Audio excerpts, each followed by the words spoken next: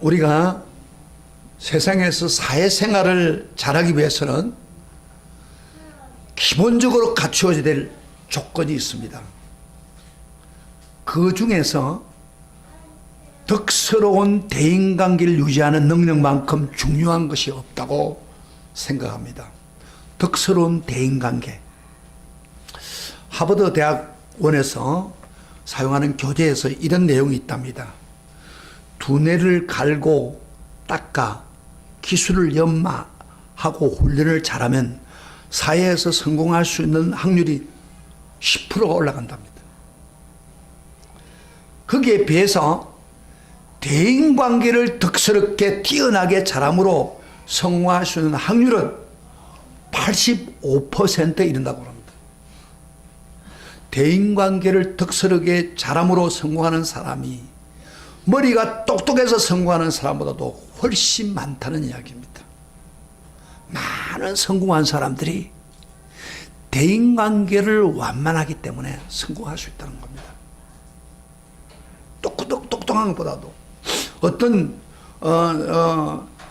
자료에 보면은, 조사하는 자료에 보면은 직장에서 일을 능력 있게 하지 못해서 해고를 당한 경우, 일을 능력 있게 못하기 때문에 하는 경우보다도 대인관계를 잘하지 못해서 해고당하는 경우가 거의 2배 이상이나 된답니다.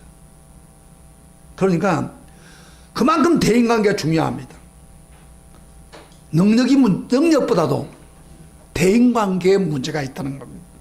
한마디로 그 사람의 삶을 결정하고 미래를 결정할 수 있는 가장 중요한 요인이 뭡니까? 어떤 대인관계를 할 수 있는가? 인간관계를 어떻게 잘할 수 있는가? 이것에 달렸다는 겁니다. 하나님께서 오늘 우리 성경을 통해서 말씀하고 있는데, 특별히 로마서 제가 이야기했죠. 하나님 우리 구원받는 사람은 산제사로 하나님께 예배드린다. 근데 산제사로 하나님 앞에 헌신해서 드리는 그 섬김을 하기 위해서는 어디서부터 시작하라고? 교회에서 시작하는 교회. 교회에서 시작해서 지체로서 은사를 잘 활용하고, 은사를 가지고 충성하고, 그리고 저번 주에는 제가 말씀드렸죠. 예? 어떤 사랑으로 섬기라고요? 섬기는 방법. 정말 순수한 사랑으로 섬겨야 하나님 받으시고, 또 사랑으로 섬길 뿐 또 한 가지 중요한 게 있죠. 뭐예요? 뜨겁게 사랑하고 열정을 가지고 성령 안에서, 그리고 어려울 때도 흔들리지 않고 끝까지 사랑하고, 그 다음에 또 마지막 하나, 없어도 나누면서 섬기는 거예요. 설교 잘 잊어버린 것을 내가 다시 한번 이야기해 주는 거예요, 여러분. 그렇게 살기 노력했었습니까? 아멘. 아니라 진짜 그걸 하려고 노력해야 하나님이 그 축복을 해주는 거예요. 오늘은요, 오늘 읽은 본문의 말씀부터 시작해서는 오늘 중요한 진리를 이야기하는데, 교회 생활이 아니고 사회생활, 믿지 않은 사람들과 만나는 사이에서 어떻게 우리 성도가 지혜롭게 살 수 있는가. 그러니까 산제사로 드리는 마음으로 이 세상에 가서 어떻게 살 수 있는가, 그런 부분을 지금부터 이야기하고 있습니다. 오늘 본문부터 시작해서 불신관계, 그걸 잘해야 됩니다. 그래서 오늘은 가장 중요한 진리 하나를 가르치는데, 그리스도인들이 사회생활을 하면서 불신자가 덕스러운 인간관계를 어떻게 유지할 것인가. 덕스러운 유지, 하나님 자녀다운 관계. 그래서 하나님께 영광을 돌리는 것에 대해서 말씀하고 있습니다. 우리 대부분 성도들은 세상에 흩어져서 매일 살지요. 근데 우리가 아침에서 눈을 뜨고 저녁에 만나는 사람들 보세요. 믿는 사람보다도 안 믿는 사람이 더 많습니다. 그런 접촉의 관계를 가지고 살아가고 있는 거예요. 영적인 의미에서는 예수 믿지 않는 사람과 믿는 우리와는 우호적인 관계라기보다도 적대적인 관계에 있습니다. 그게 더 솔직한 표현입니다. 사실 불신자들은 우리를 달가게 여기지 않아요. 우리를 사귀려고 하지도 않고, 할 수 있으면 피하려고 합니다. 그들은 우리와 결코 친해지기 쉬운 관계는 아닙니다. 그래서 믿지 않는 사람들과 좋은 관계를 갖는다는 것은 얼마나 어려운지 여러분이 이미 사회생활을 통해서 경험해 봤을 것입니다. 근데 어떤 사람은 이런 사람이 있어요. 아, 목사님, 믿지 않은 사람 관계 잘하는데요. 아, 그들이 술문대 가서 술 먹고 하고 싶은 거 다 하니까. 이건 신자가 아니에요. 진짜 신자는 불신자와의 관계를 하기가 쉽지 않아요. 왜? 그 생각이 다르니까. 삶의 가치관이 다르니까. 이게 굉장히 어려워요, 사회생활 할 때. 우리 구원받는 사람은 불신자와 쉽게 사귈 수 없는 처지에 있는 것입니다. 그럼에도 불구하고 하나님은 우리들에게 불신자와 특수한 인간관계 두 가지 원칙을 오늘 본문에서 말씀하고 있는 거예요. 대인관계가 그들과 관계를 잘 할 수 없는 관계지만은 특수한 인간관계로 두 가지 대원칙이 있는데 18절 한번 봅시다. 오늘 본문 나오는 18절 같이 읽겠습니다. 시작. 할 수 있거든 너희로서 모든 사람과 더불어 화목하라. 이 합행하라 그런 이야기입니다. 자, 설교 들을 때 들으세요. 굉장히 중요한 설교입니다. 이건 처음부터 눈을 감고 앉아있는 사람 좀 이해가 안 되는 부분이에요. 교회 왔으면 하나님 말씀, 예수님 말씀을 하나님 말씀으로 받아들이는 사람이 어떻게 처음부터 그렇게 합니까? 그렇게 하면 안 됩니다. 그건 예수님에게 굉장히 모독하는 거예요. 하나님께 모독하는 거예요. 하나님 말씀으로 받아들여야죠. 그래야 감동이 되고 우리 인생이 바꾸지는 거예요. 그래서 여기 할 수 있거든 너희로서 모든 사람과 더불어 합행하라. 무슨 말입니까? 사회생활 하면서 가급적이면 적을 만들지 말라는 겁니다. 여기 할 수 있거든은 말이라는 단서를 붙인 이유가 뭐예요? 우리가 이 세상을 살아갈 때 믿는 사람이 불신자가 살기가 쉽지 않다는 겁니다. 한계가 있다는 겁니다. 잘 지내다가 우리가 예수 믿는 것 때문에 원수가 될 수가 있습니다. 그래서 한계가 있다 하더라도 여기서 말하는 것은 할 수 있다만 최선을 다하는 겁니다. 이게 할 수 있거든은 말입니다. 비록 어려움이 다를지라도 가능한 세상 사람과 좋은 관계를 유지하라는 겁니다. 근데요, 예수 잘 믿는 사람 중에서, 전도도 많이 하는 사람 중에서 불신자가 좋은 관계를 맺어야 되는데 오히려 좋은 관계를 못 맺는 사람들이 있다는 겁니다. 어떤 성도는 굉장히 전도를 많이 하는 사람, 막 전도에 불이 붙는 사람. 근데 이 사람은 전도하면요, 이제 대화할 때 안 맞는 게 많잖아요, 믿는 사람은. 그때 막 논쟁을 하는 거예요. 논쟁을 하다가 그 다음에 싸움까지 가는 거예요. 그래서 소문나기를 예수 믿는 사람 중에서 교회선 잘 믿는지 모르지만 전도를 많이 할지 모르나 싸움꾼이에요. 그럼 되겠어요? 에? 그 사람이 아무리 전도해도 무슨 소용이 있어요? 하나님 영광 가립니다. 그래서 할 수만 있다면 안 믿는 사람 관계에 좋은 합행의 관계를 가져야 됩니다. 이게 우리가 하나님 백성으로 잘 살 수 있는 길입니다. 또 하나의 원리는 합행의 관계뿐 아니라 우리가 불신자들과 대면하면서 잊지 말아야 할 아주 중요한 원칙 하나는 21절 봅시다. 21절 뭐라고 합니까? 같이 저기 제 이야기 아닙니다. 하나님 말. 성경을 보라면 성경을 찾으세요. 성경을 같이 보세요. 성경을. 이 하나님 말씀이기 때문입니다. 21절 다 같이 오늘 보면 시작. 악에 지지 말고 선으로 악을 이기라. 따라합시다. 악에 지지 말고 선으로 악을 이기라. 무슨 이야기입니까? 세상 사람들이 나에게 악을 행하면 나도 똑같이 악을 행하지 말라고 합니다. 예수 믿는 사람이, 불신자들이 예수 믿는 사람을 보고 불신자가 서로 악하게 할지라도 선으로 그거를 이기라는 거, 악을 이기라는 겁니다. 만약에요, 상대방이 나에게 악하게 대한다고 해서 나도 악하게 되면 불신자가 똑같아 짚는 거예요.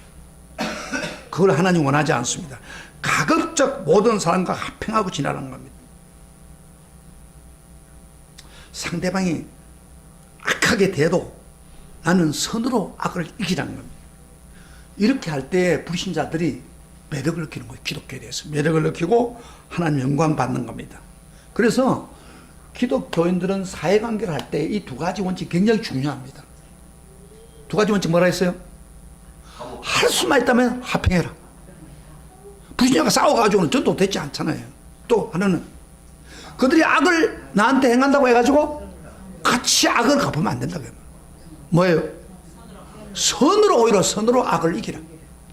그것이 두 가지 원칙이 우리가 예수 믿는 사람들이 사회생활을 할 때 굉장히 중요한 원칙입니다. 이 두 가지 원칙을 중심으로 해서 실제적인 행동 네 가지가 나와요. 오늘 본문에 선으로, 그러니까 화평의 관계를 가지고 세상 사람들, 안 믿는 사람과 악을 이기는, 선으로 악을 이기는 행동 지침 네 가지가 나오는데 오늘 제가 그것을 이야기하겠습니다. 이건 바로요, 우리 성도가 세상에 나가서 하나님이 기뻐하시고 거룩한 산제사를 드리는 일입니다. 자, 우리 성도들이 지켜야 할 행동 지침 네 가지인데 쉬운 것부터 한번 살펴보겠습니다. 첫째, 세상 사람들과 화평하고 선으로 악을 이기기 위해서는 먼저 겸손한 이웃이 되어야 됩니다. 겸손해야 됩니다. 사람은, 교만한 사람은 싫어합니다. 자기도 교만하면서 다른 사람 교만하면 싫어하는 거예요. 그래서 할 수만 있다면 교만하지 말고 겸손하랍니다. 16절 봅시다. 16절 성경에.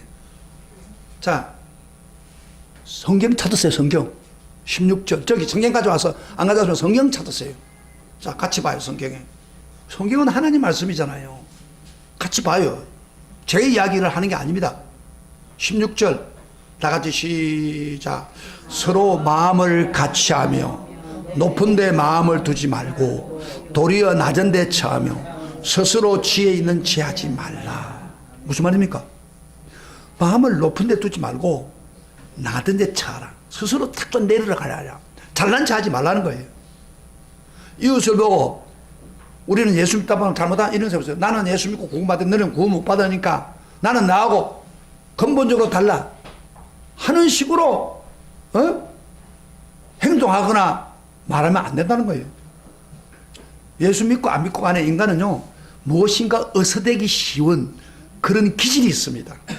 그리고 남이 나를 기질을 꺾으려면은 그 반항하는 본능이 있고, 나에게 내 인격을 짓밟는 사람들에게는 그것을 못 견디는 본성이 우리 인간에게 있는 거예요. 믿는 사람이다, 안 믿는 사람이다.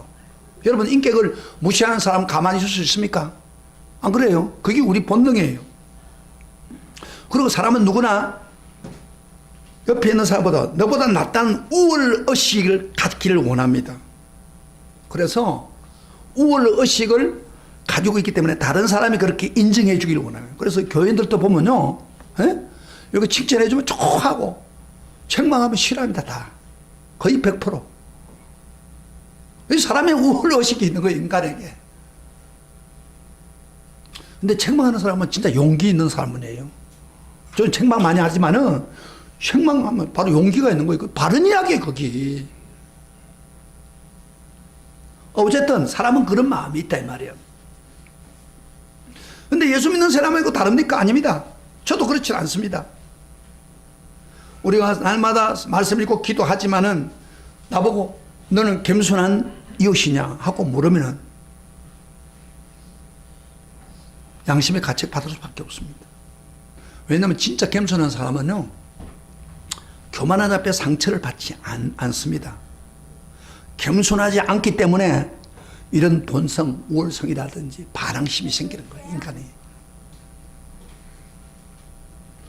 여러분요, 대부분이 겸손하지 않는 자 앞에 겸손하기가 어렵습니다. 목사도 마찬가지일 수 없어요. 겸손한 자 앞에서는 겸손해 줄 수 있어요. 남이 겸손. 그래서 우리가 대인관계할 때 겸손하는 게 참 중요한 거예요. 그러면은 그 사람한테 같이 되는데 교만한 사람 있잖아요. 눈을 막 올리고 막 이렇게 자기가 자기 잘난 것처럼. 그러면 어떻게 돼요? 겸손해집니까? 아닙니까? 겸손하기 힘들어요.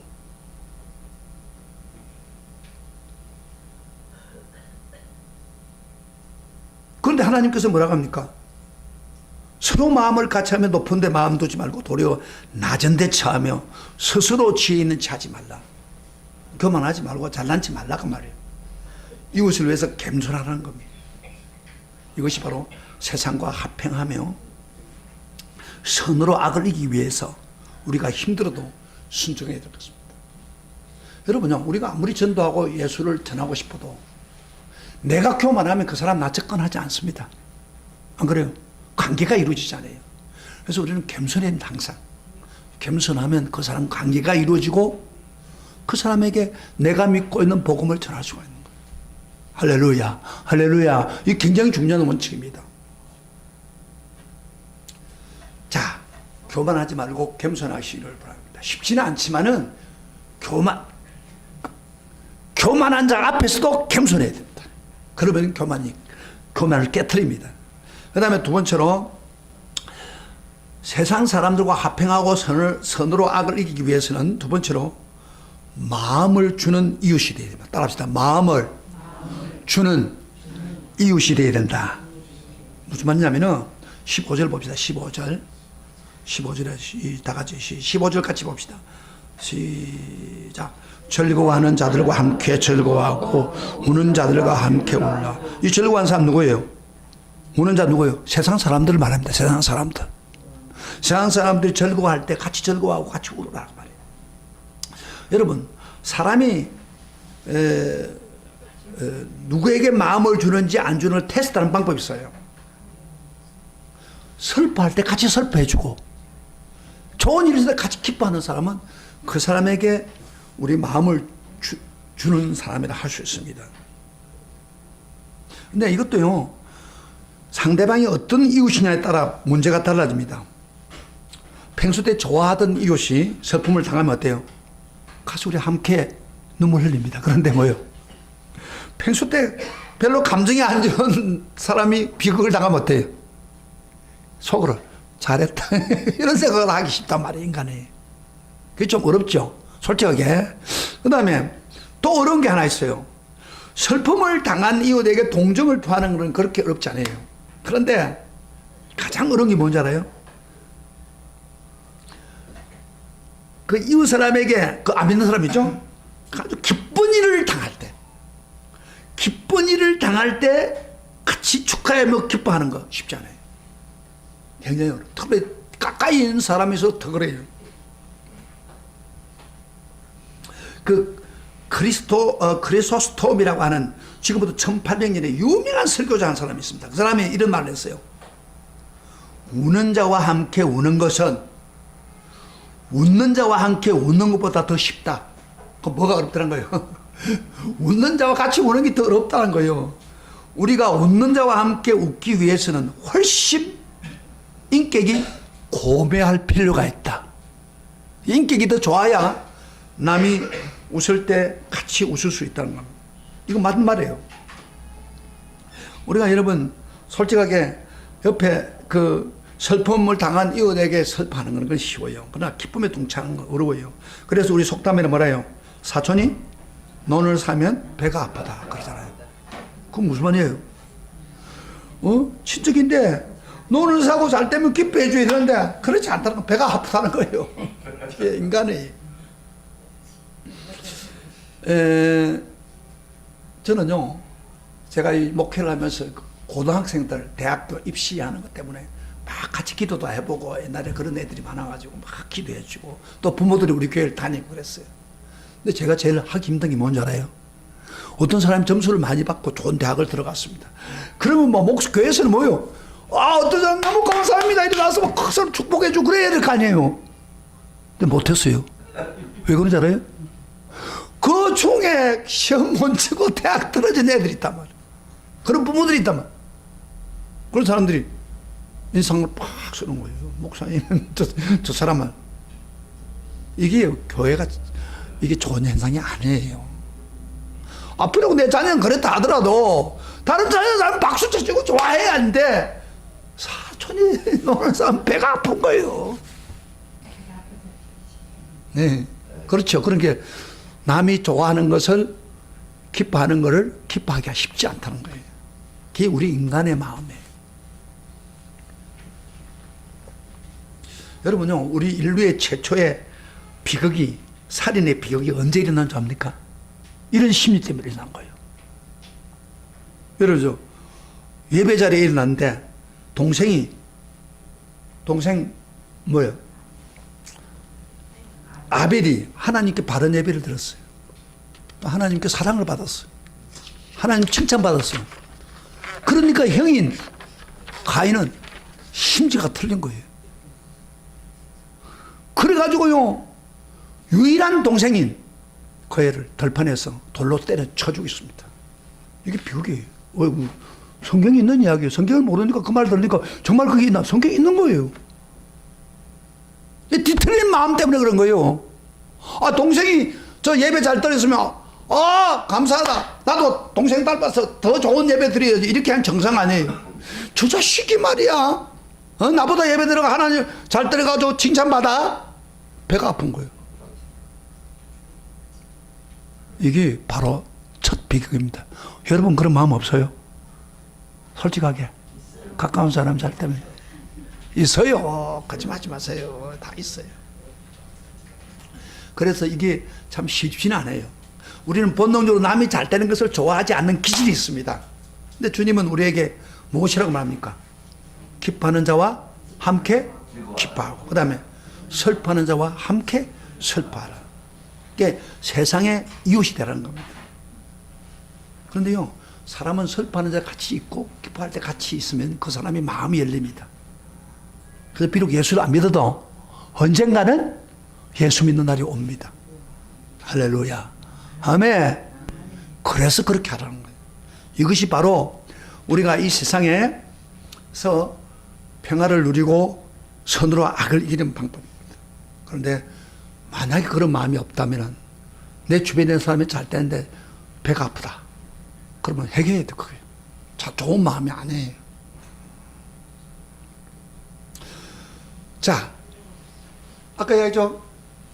세상 사람들과 화평한 좋은 관계를 가지고 선을 악을 이길 수 있는 방법은,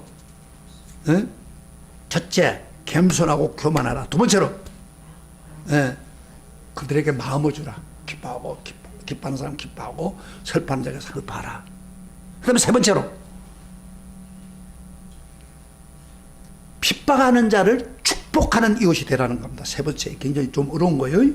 14절 갑시다. 14절 다 같이 직접 보세요. 시작. 너희를 핍박하는 자를 축복하라. 축복하고 저주하지 말라. 여러분 참 쉬운 게 아닙니다. 핍박이란 뭐예요? 우리 신앙생활 때문에 우리에게 고통을 주는 걸 말합니다. 넓은 의미로 보면은요, 아무 이유 없이 믿는 우리를 괴롭히고 안만리 손해를 입히는 그 외부적인 압력들, 그걸 전부 핍박이 나올 수 있습니다. 우리 기독교의 요새 불신자들이 기독교를 굉장히 나쁘게 봅니다. 이번에 세금을 하는데, 세금을 내년부터 하는데 좀 기독교인들이 약간 특혜를 받는 것 같으니까 그게 싫어하는 거예요. 그 총리가 신자면서도 다시 보라 그러는데, 사실 종교적으로 하는 일에 세금을 울린다는 것은 이건 그 바람직한 게 아니에요, 사실은. 이제 그런 것들, 그러니까 이런 것도 핍박이 일종에. 그런데 그 핍박하는 자에게 뭐요? 저주 대신에 축복을 할 수 있을까요? 쉽지 않는 거예요. 저는 이런 것을 경험해 보지는 않았습니다. 예수 믿는 것 때문에 물건을 빼앗긴 적도 없고, 예수 믿는 것 때문에 우리 가족이 뿔뿔이 헤어터진 적도 없고, 초대교회는 그랬어요. 예수 믿는 것 때문에 뺨을 한 대 맞아본 적도 없어요. 여러분 보고 그렇게 했다면 여러분 축복하겠습니까? 예수 믿는 것 때문에. 이유는 그것뿐입니다. 쉽지 않아요. 그게 인간의 힘으로는 불가능한 이야기입니다. 그런데 성경은 우리에게 말하기를 그 핍박하는 자를 축복하고 저주하지 말라 그렇게 말합니다. 우리 예수님은 그렇게 말을 하시면서 예수님이 친히 행동을 통해서 보여줬습니다. 베드로전서 우리 성경 한번 찾아봐요. 베드로전서 조금 로마서를 넘어가면 베드로전서 몇 장을 넘기면은 2장 23절에 이렇게 말합니다. 이건 베드로가 직접 본 것을 목격한 것을 말씀하고 있는데 예수님이 어떻게 했는지 2장 23절입니다. 다 같이 시작. 그는 욕을 당하시되 맞대어 욕하지 아니하시고 고난을 당하시되 위협하지 아니하시고 오직 공의로 심판한 이에게 부탁하시며 그랬어요. 우리 예수님 핍박당할 때 욕을 받고 욕을 한 게 아닙니다. 고난을 당할 때 위협하고 그러지 않겠습니다. 저주하지 않았습니다. 핍박하는 자를. 오히려 축복했습니다. 마지막 십자가 죽을 때 어떻게 했어요? 주여 저들이 자기 죄를 알지 못합니다. 예수님의 십자가 못 받는 그들에게 주여 저들의 죄를 용서해 주세요. 이렇게 축복을 드렸습니다. 그 축복 때문에 우리가 그 불신자들이 예수 믿게 된 거예요. 그렇게 하시던 분이 직접 우리에게 베드로서 3장 9절 이제 2장 23절에서 3장 9절을 넘어갑시다. 이렇게 말합니다. 우리에게 시작. 악을 악으로 욕을 욕으로 크게 읽어보세요. 악을 악으로 욕을 욕으로 갚지 말고 도리어 복을 빌라. 이를 위해서 너희가 부르심을 받았으니 이는 복을 이어받게 하려 합니다.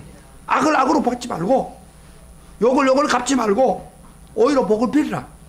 이를 위해서 너희가 부르심 받았다. 우리가 예수 믿고 구원받고 부르심 받는 목적이 뭐예요? 악을 대하는 게 아닙니다.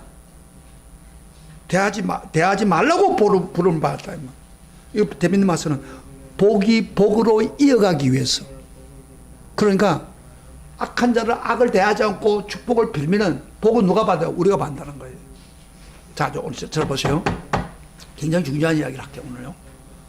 성경은 우리 입으로 나오는 축복과 저주에 따라 그들은 내게 이루어진다는 겁니다. 굉장히 중요한 이야기 한번 성경 한번 찾아봐요. 다시 누가복음 10장 5절 6절 누가복음 10장 5절부터 6절 한번 같이 읽어봐요.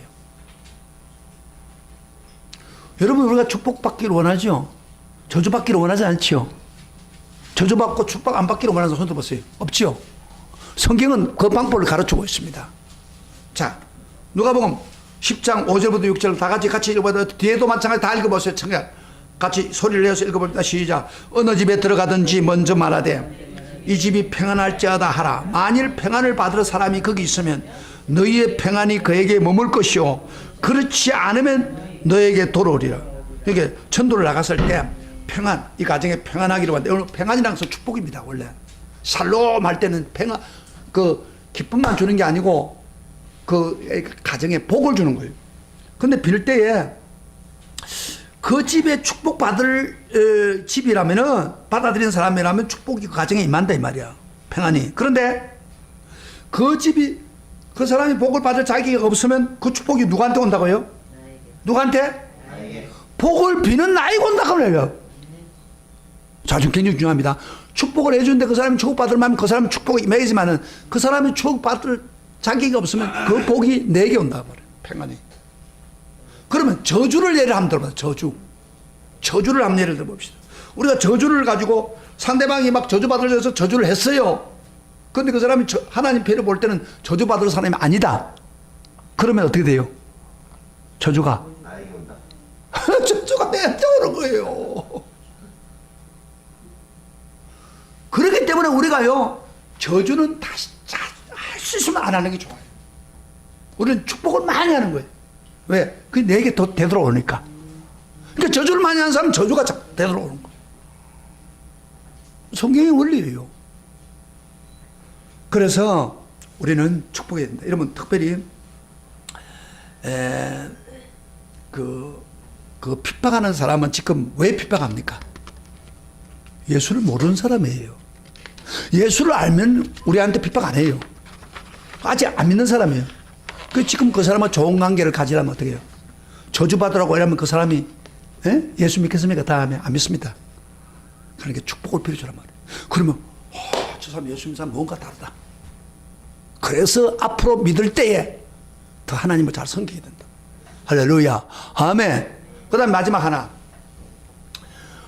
세상 사람들과 화평하고 선을 악을 이기기 위해서, 선으로 악을 이기기 위해서 원수라도 먹이고 마시우는 이웃이 되라는 겁니다. 원수라도 먹이고 마시우라고 그래요. 성경은 말합니다. 19절. 우리 본문 로마서 다시 들어와서 12장 19절부터 20절까지 다시 봅시다. 우리 다 같이 보겠습니다. 읽어보겠습니다. 시작. 내 사랑하는 자들아, 너희가 친히 원수로 갚지 말고 하나님의 진노하심에 맡기라. 기록되었으되 원수 갚는 것은 내게 있으니 내가 갚으리라고 주께서 말씀하시니라. 내 원수가 줄이거든 먹이고 목마르거든 마시게 하라. 그리함으로 내가 숯불을 그 머리에 쌓아 놓으리라. 근데 이거 보세요. 원수 갚지 말고 하나님 진노에게 맡기고 원수는 내가 갚을 테니까 오히려 원수가 어르거든 줄이거든 쭉 먹이고 목마르거든 마시라 그 말이에요. 여러분 우리가 세상에 살다 보면 원수가 생깁니까 안 생깁니까? 예? 살다 보면 정말 도저히 가까이 할 수 없는 자들이 생깁니다. 원수 있죠? 여러분 개인적으로 원수 있죠?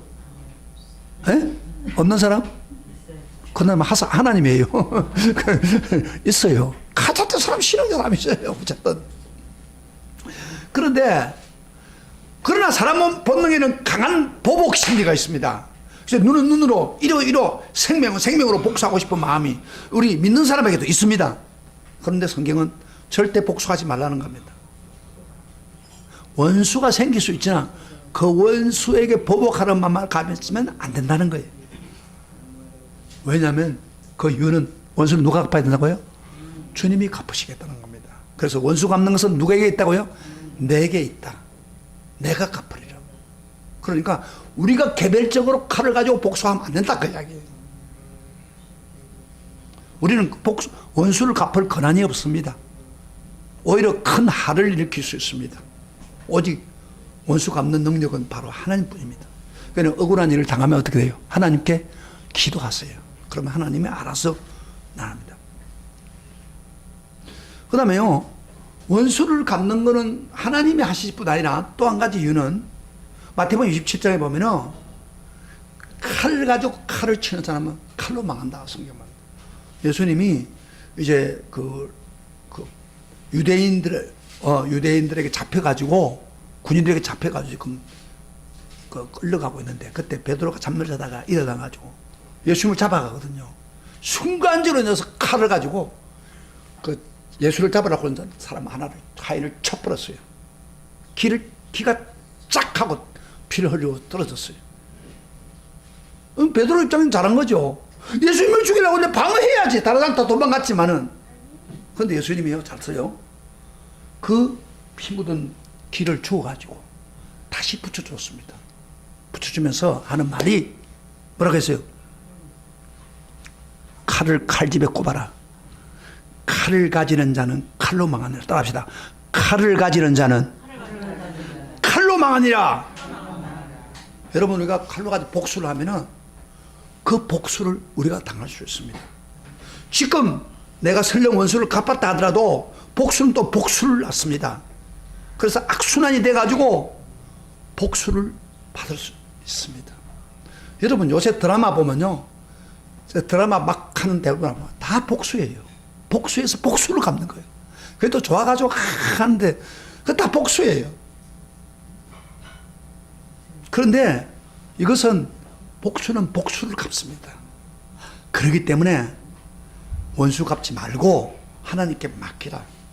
그래야 우리가 좋은 이웃으로 화평하게 살고 서로 악을 이기고 세상을 행복하게 살 수 있다는 겁니다. 구약 성경에요, 야곱의 자녀들 중에서 복수함으로 어려움을 당한 사람이 있고 보복함으로 용서함으로 복을 받는 사람이 있습니다. 한번 찾아볼까요? 제가 설명해 드릴게요. 야곱의 딸 중에 하나가 디나라는 딸이 있습니다. 세겜에 와가지고 구경하러 갔다가 세겜 추장한테 급탈을 당했습니다. 성폭행을 당했습니다.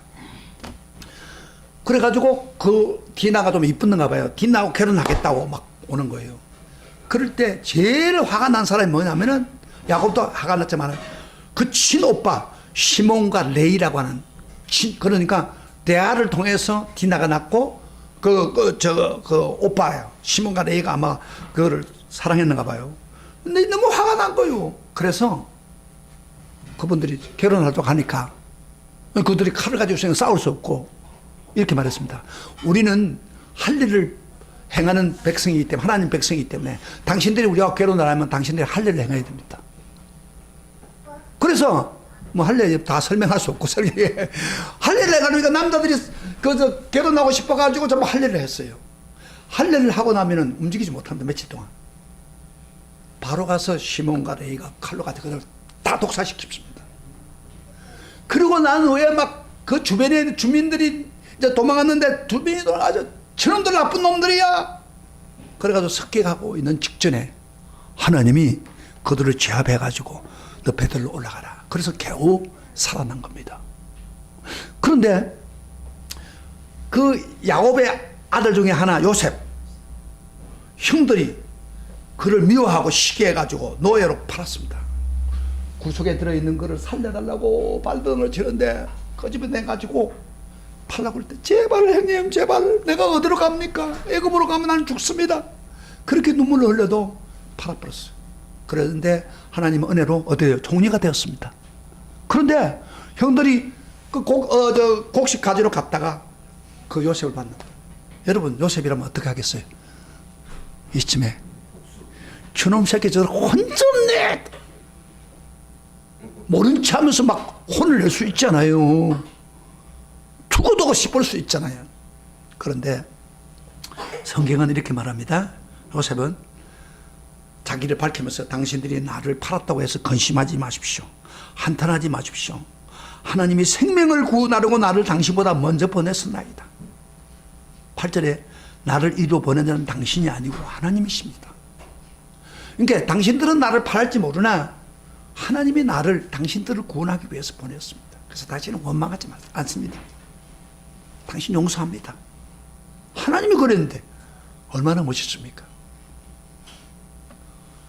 두 형은 나중에요 이런 저주를 해가지고 야곱이 죽을 때 축복해 줄 때 이 두 사람 저주를 합니다.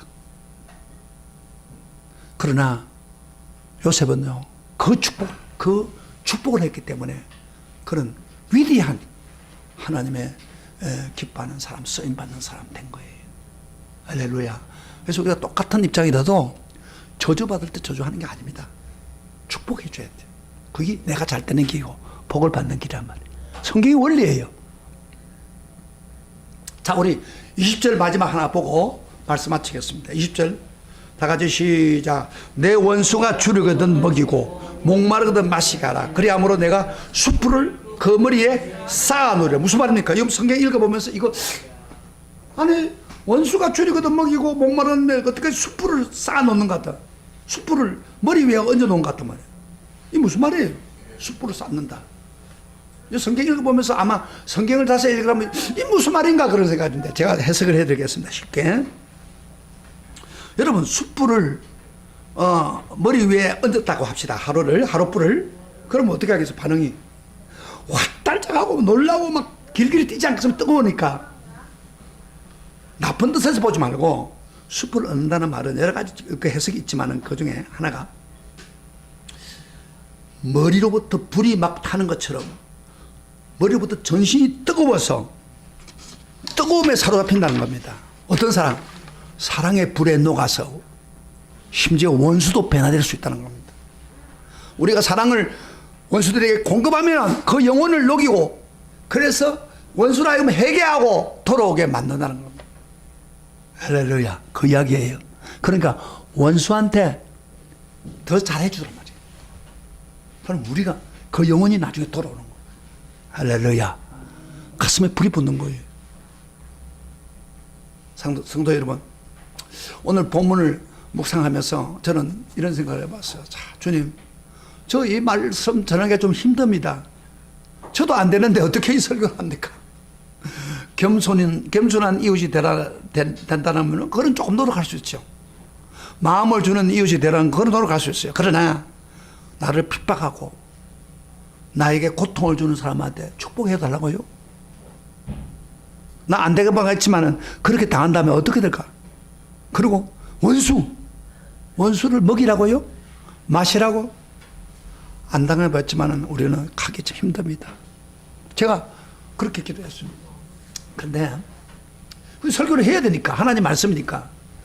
그런데 제가 한번 생각을 해봤어요. 하나님 왜 이처럼 엄청난 명령을 하고 계시는지 곰곰이 생각해 보니까 그 이유는 바로 우리 성도가 잘 되기를 원하는 겁니다. 하나님은 우리 성도를 잘 되게 하려고 그런 거예요. 그래서 우리를 자녀 삼아서 불신자들과 덕스러운 인간관계를 유지하고 자녀답게 살기를 원하는 그런 것 때문입니다. 마태복음 5장 44절에 이런 말씀이 있습니다. 예수님 직접 말합니다. 나는 너에게 이르노니 너희 원수를 사랑하며 너희를 핍박하는 자를 위해서 기도하라. 이같이 한즉 하늘에 계신 너희 아버지의 아들이 되리라. 48절에 이렇게 말합니다. 그러므로 하늘에 계신 너희 아버지의 온전하심 같이 너희도 온전하라. 무슨 이야기입니까? 너희들이 하나님 자녀가 되었으니까 하나님 자녀답게 하나님이 온전한 것처럼 너희들도 온전하고, 그러기 위해서는 원수를 사랑하고 박해하는 자를 기도하라는 거예요. 하나님의 자녀는 그렇게 한다는 거예요. 근데 이게 쉽지 않죠. 그런데 놀라운 건요, 원수를 사랑하면은 어떤 문제가 있냐면 하나님이 순종하려고 하면 행할 수 있는 능력을 줍니다. 서대반 집사가요, 마지막 돌에 맞아 죽으면서 원수들에 도망가면서 주여 이 죄를 저들에게 돌리지 마옵소서 사랑하고 용서하고 죽습니다. 근데요, 이게 자기 본능으로 됩니까? 바로 성령이 충만했다고 그랬습니다. 성령이 충만하니까 성령께서 그들을 용서할 수 있는 마음을 준 거예요. 할렐루야, 할렐루야. 이게 성령으로 되는 거예요. 이게 저는 제가 이야기하지만은 순교자 손양원 목사 있죠. 손양원 목사가 자기 아들 둘을 공산당이 죽였어요. 총을 가지고 죽었는데 이 사람이 그 자기를 죽인 그 장본이를 자기 양아들로 삼겠다는 거예요. 그래가지고요, 실질적으로 양아들로 삼았습니다. 근데 어떻게 그렇게 될 수 있습니까? 손양원이가 뭐 특별한 사람인가? 근데요, 그 책을 보면은 그 기도를 계속해서 자식이 죽어나는 기도를 하는 가운데 성령이 충만하면서 그 죽인 공산당을 너 아들로 삼아라. 기도할 때마다 그런 음성이 들리는 거예요. 성령이 충만해요. 그러니까 그러면 주님, 나는 그 사람 사랑할 수 없고 보고 싶지도 않는데 어떻게 합니까? 성령을 부어서 사랑하는 마음을 준 거예요. 그래서 그 일을 한 거예요. 그래서 우리가 성령이 충만하면은, 성령이 우리 마음을 다스리면 우리는 겸손할 수 있고 마음을 주는 이웃이 될 수 있고 핍박하는 자를 축복하는 이웃이 되고 원수에게 먹을 것을 갖다 주는 이웃이 될 수 있습니다. 그런데요, 놀라운 사실은 이건 하나님을 본받아 되는 그런 것도 있지만 더 중요한 이유 또 하나 있어요. 이렇게 명령하는 이유가 우리의 행복과 평안을 위해서 그렇게 하는 겁니다. 여러분, 나에게 원수인 원수를 한을 품고 산다면 평안할 수 있습니까? 없습니까? 우리가 스스로. 남이 날 미워하는데 그거 미워하면 어떻게 돼요? 마음 편안해요? 행복해요? 오히려 그 사람보다도 더 내가 더 괴로워요. 미워하면. 그래 안 그래요? 미워하는 사람 한번 경험해 봤잖아요. 미워보세요. 막 그 사람이 생각이 나고 막 하는 행동이 내 마음이 더 괴로워요. 그 평안이 없어요. 기쁨이 없어요. 행복이 없습니다. 그런데 그 사람을 사랑하면 어때요? 그런 마음이 없어져 버려요. 평안하고 행복합니다. 그래서 하나님이 너희 원수를 축복하고 그들을 먹이고 입히고 해라. 너가 사는 길이다. 너가 행복한 길이다. 그걸 지금 이야기하고 있는 것입니다. 여러분, 하나님께서 우리에게 축복하고 원수를 축복하고 그에게 먹이라고 했을 때 그 순종 안 하면은 결국 우리 속에 있는 평안과 행복을 깨뜨려 버리는 그런 용인이 됩니다. 이 쉽지 않은 이야기. 저도 이 설교를 하기 힘들어요. 그러나 우리가 하나님 말씀이기 때문에 이 말씀 붙들고 살리고 노력할 때 진정한 평안과 행복이 넘칩니다. 여러분, 하나님이 우리를 구원하면서 제일 중요한 명령이 뭐예요? 하나님이 기뻐하는 산제사로 드리라. 우리 삶을 드리란 거예요. 드리는. 그러려면 우리가 하나님 자녀의 모습, 덕스러운 인간관계, 이게 되어질 때 바로 세상과 화평하고 선으로 악을 이기는 겁니다. 선으로 악을 이기는 거요. 서대반이 하나님 앞에 주여 저들의 죄를 용서해서 그 기도했던 그 선으로 이겼기 때문에 어떻게 됐습니까? 바로 사도 바울이 뒤집어져 버린 거예요. 그 기도 듣고 선으로 이긴 겁니다. 선으로 이기시기를 축복합니다. 축복합니다. 이것이 우리 성도가 해야 될 일입니다. 이런 있기를 주의 이름으로 축원합니다. 우리 다 같이 일어나서서 찬양 하나 합시다. 조금 설교가 깁니다만은 너무 중요한 말씀이기 때문에 우리가 하기 어려운 말씀이기 때문에 제가 좀 더 좀 길게 했습니다. 그러나